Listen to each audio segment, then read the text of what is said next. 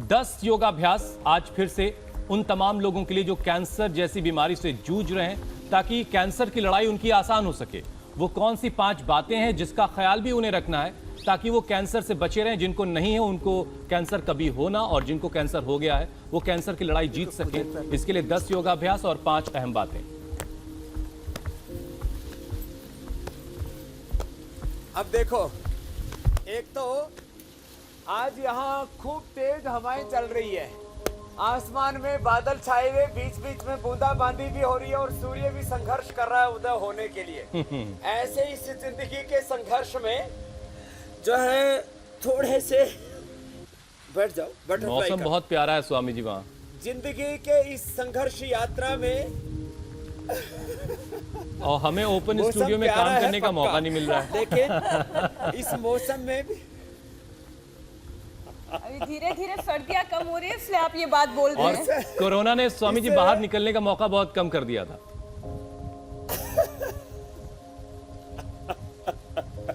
हाँ, अभी एक बार आपको और हुसैन जी मीनाक्षी जी को यही जंगलों के बीच में मंगल करवाएंगे, यहीं से आप अपना बुलेटिन पढ़ रहा। ठीक है स्वामी। नहीं, इसी खेत में जो है थोड़ा सा हम भी हल चलाने का अनुभव ले लेंगे।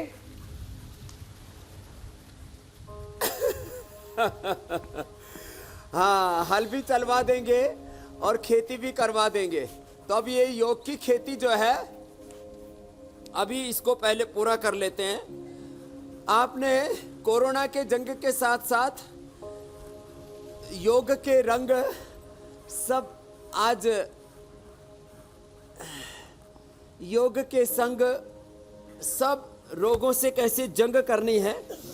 तो देखो, ये तो थोड़ा सूक्ष्म मैंने इसलिए बताया। कुछ कोरोना जो है से लेकर के कैंसर से लेकर के हार्ट से लेकर के आर्थराइटिस से लेकर के कुछ ऐसे रोगी होते हैं और कुछ नहीं कर पाते, तो खाली सूक्ष्म व्यायाम ही कर लें।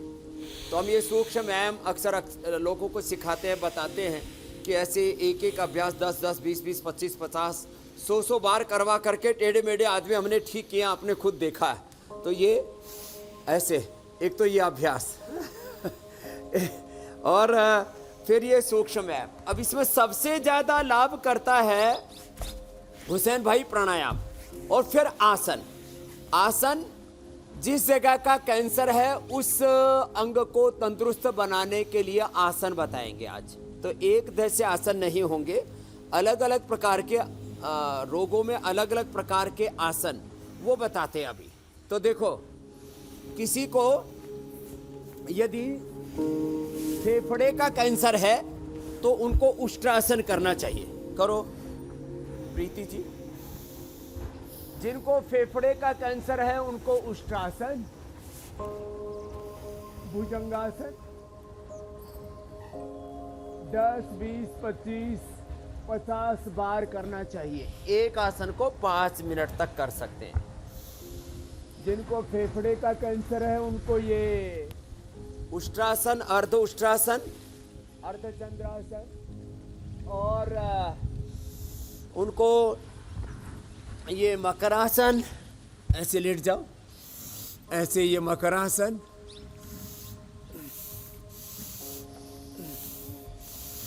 और ये भुजंगासन। फिर ये तो जिनको फेफड़ों का और ब्रेस्ट का कैंसर है उनके लिए। फिर अभी जिनको ब्रेन ट्यूमर है उसके लिए बताएंगे। फिर जिनको लीवर का, पेनक्रियाज का, ओवरी का और सर्विक्स कैंसर है उसके लिए बताएंगे। तो जिनको जैसा कैंसर है वैसे लगभग 5 आसन कर ले। ऐसे ये आसन, प्राणायाम बहुत महत्वपूर्ण है। और फिर आज हम सप्तामृत तो बताते ही हैं, एलोवेरा, व्हीट ग्रास, गिलोय, नीम, तुलसी, हल्दी और गोधन अर्क। फिर जैसा रोग वैसे हमने क्वाथ बनाए हुए, क्योंकि सब चीज़ें सबको सुलभ नहीं हो पाती। फेफड़े के कैंसर में काकड़ा सिंगी है, तुलसी है, बनफसा है, बासा है। अब इससे हमने श्वासारी क्वाथ बना रखा है। ऐसे जिनको माताओं को यूट्रस ओवरी का कैंसर होता है उनके लिए दशमूल है, जिनको पेट का कैंसर होता है उनके लिए सरकल्प है, जिनको ब्रेन का कैंसर होता है उनके लिए मेधा क्वाथ है, जिनको ब्लड कैंसर होता है उनके लिए कायाकल्प क्वाथ है। ये क्वाथ भी आज फिर बताएंगे।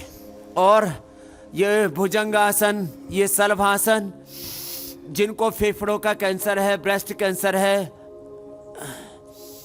जिनको लंग कैंसर है, उनके लिए अभ्यास अभी बता रहे हैं।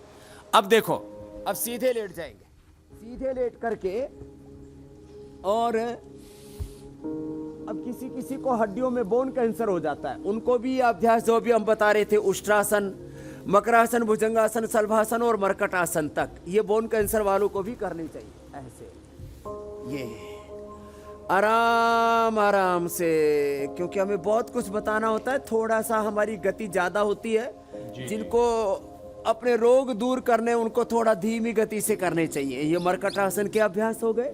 अब जिनको ब्रेन कैंसर है, ब्रेन ट्यूमर है, ये भी बहुत हो रहा आजकल, तो वे अर्धहलासन से शुरू करें ऐसे, फिर वो हलासन ऐसे, या ऐसे सर्वांगासन, शीर्षासन भी कर सकते हैं। शीर्षासन के लिए थोड़ी प्रैक्टिस करनी पड़ेगी। सर्वांगासन या शीर्षासन, आप सर्वांगासन और हलासन ही करो प्रीति जी।